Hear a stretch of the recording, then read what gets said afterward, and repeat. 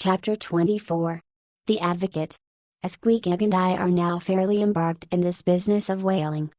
And as this business of whaling has somehow come to be regarded among landsmen as a rather unpoetical and disreputable pursuit, therefore, I am all anxiety to convince ye landsmen, of the injustice hereby done to us hunters of whales. In the first place, it may be deemed almost superfluous to establish the fact, that among people at large, the business of whaling is not accounted on a level with what are called the liberal professions. If a stranger were introduced into any miscellaneous metropolitan society, it would but slightly advance the general opinion of his merits. Were he presented to the company as a harpooner, say, and if in emulation of the naval officers he should append the initials SWF sperm whale fishery to his visiting card, such a procedure would be deemed preeminently presuming and ridiculous. Doubtless one leading reason why the world declines honoring us whalemen is this: they think that, at best, our vocation amounts to a butchering sort of business, and that when actively engaged therein, we are surrounded by all manner of defilements. Butchers we are. That is true. But butchers also, and butchers of the bloodiest batch, have been all martial commanders whom the world invariably delights to honor. And as for the matter of the alleged uncleanliness of our business, ye shall soon be initiated into certain facts hitherto pretty generally unknown, and which, upon the whole, will triumphantly plant the sperm whale ship at least among the cleanliest things of this tidy earth.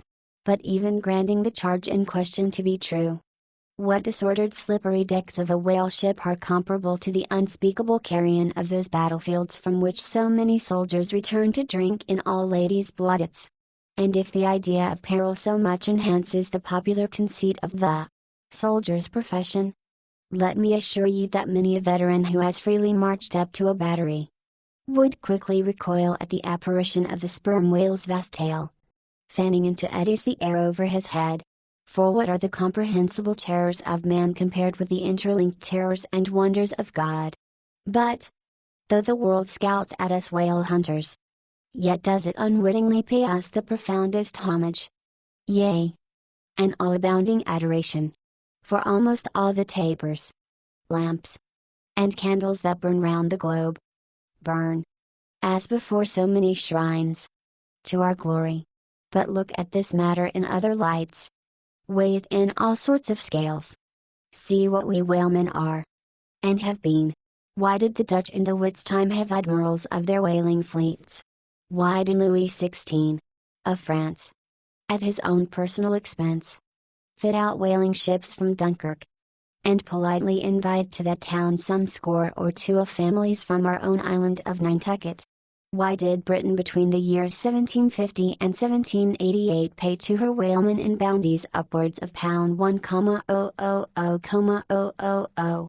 And lastly, how comes it that we whalemen of America now outnumber all the rest of the banded whalemen in the world? Sail a navy of upwards of 700 vessels, manned by 18,000 men, yearly consuming $4 million. The ship's worth, at the time of sailing, $20 million, and every year importing into our harbors a well-reaped harvest of $7 million. How comes all this? If there be not something puissant in whaling. But this is not the half. Look again. I freely assert that the cosmopolite philosopher cannot, for his life, point out one single peaceful influence, which within the last 60 years has operated more potentially upon the whole broad world, taken in one aggregate, than the high and mighty business of whaling. One way and another, it has begotten events so remarkable in themselves, and so continuously momentous in their sequential issues, that whaling may well be regarded as that Egyptian mother, who bore offspring themselves pregnant from her womb. It would be a hopeless, endless task to catalogue all these things. Let a handful suffice. For many years past the whale ship has been the pioneer in ferreting out the remotest and least known parts of the earth. She has explored seas and archipelagos which had no chart, where no Cook or Vancouver had ever sailed, If American and European men of war now peacefully ride in one's savage harbors, let them fire salutes to the honor and glory of the whale ship, which originally showed them the way, and first interpreted between them and the savages. They may celebrate as they will the heroes of exploring expeditions, your cooks, your crews and sterns. But I say that scores of anonymous captains have sailed out of Nantucket, that were as great, and greater than your cook and your crews and stern. For in their succorless empty-handedness, they, in the heathless sharked waters, and by the beaches of unrecorded Javelin Islands, battled with virgin wonders and terrors that Cook with all his marines and muskets would not willingly have dared. All that is made such a flourish of in the old South Sea voyages. Those things were but the lifetime commonplaces of our heroic Nantucketers.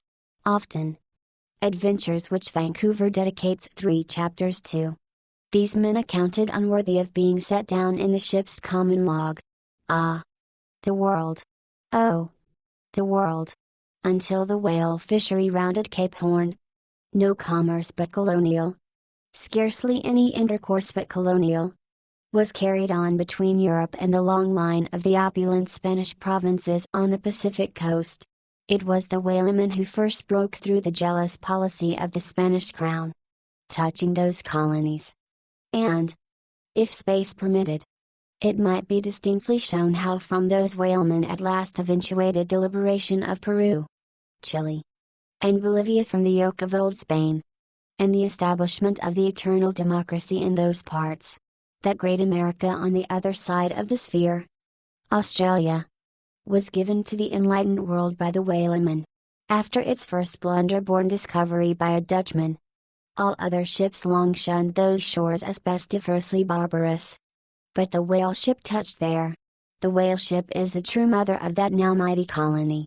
Moreover, in the infancy of the first Australian settlement, the immigrants were several times saved from starvation by the benevolent biscuit of the whale ship luckily dropping an anchor in their waters. The uncounted isles of all Polynesia confess the same truth, and do commercial homage to the whale ship, that cleared the way for the missionary and the merchant, and in many cases carried the primitive missionaries to their first destinations. If that double-bolted land, Japan, is ever to become hospitable, it is the whale ship alone to whom the credit will be due, for already she is on the threshold. But if, in the face of all this, you still declare that whaling has no aesthetically noble associations connected with it, then am I ready to shiver 50 lances with you there, and unhorse you with a split helmet every time. The whale has no famous author, and whaling no famous chronicler. You will say, the whale no famous author, and whaling no famous chronicler. Who wrote the first account of our Leviathan? Who but mighty Job? And who composed the first narrative of the whaling voyage? Who? But no less a prince than Alfred the Great. Who, with his own royal pen, took down the words from Mother, the Norwegian whale hunter of those times, and who pronounced our glowing eulogy in Parliament. Who? But Edmund Burke. True enough. But then whalemen themselves are poor devils. They have no good blood in their veins. No good blood in their veins.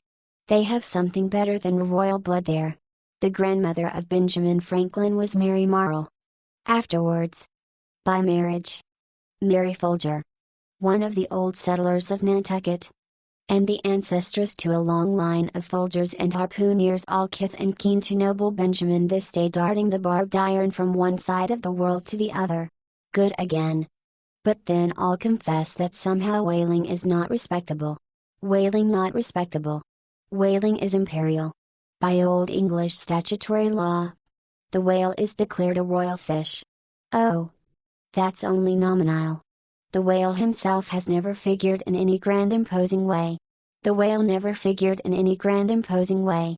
In one of the mighty triumphs given to a Roman general upon his entering the world's capital, the bones of a whale, brought all the way from the Syrian coast, were the most conspicuous object in the symbolic procession.